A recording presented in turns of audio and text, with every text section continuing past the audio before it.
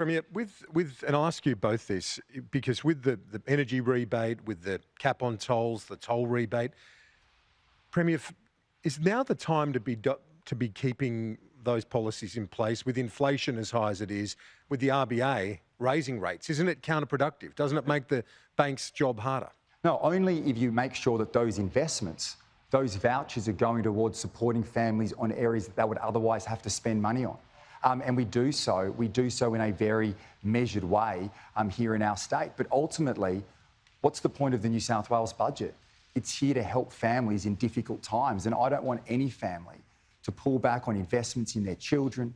I want every family to get through this difficult time. And that's why strong financial and economic management matters. And here in our state, as I said, we're the only state in this country with 2 AAA credit ratings. And what does that mean? That means the sound financial management allows us to continue to build that infrastructure in a responsible way, but also for families like yours to put downward pressure on your household budget through our initiatives in Service New South Wales. But 2 politicians, understandably, you want to hand out money and allow people to keep more of their own, but at a time when inflation is running red hot, is it responsible? Well, it's one of the reasons why our energy savings measure is a rebate for families. It's precisely for that reason. So it goes off your bill. It's not as inflationary as the Premier's decision. It goes specifically for those who are at home on income support or small businesses in New South Wales who we can see running up against the wall. I mean, in relation to the Premier's point about strong financial management, I think it's really important to note that if we win the election on the 25th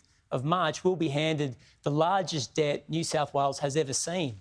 $200 billion. Now, the interest on that debt is $7 billion a year. That's more than we spend on the New South Wales Police. It's about $20,000 for every man, woman and child in New South Wales. Now, many of those measures were in relation to COVID, and I'm not going to knock the Premier in relation to that.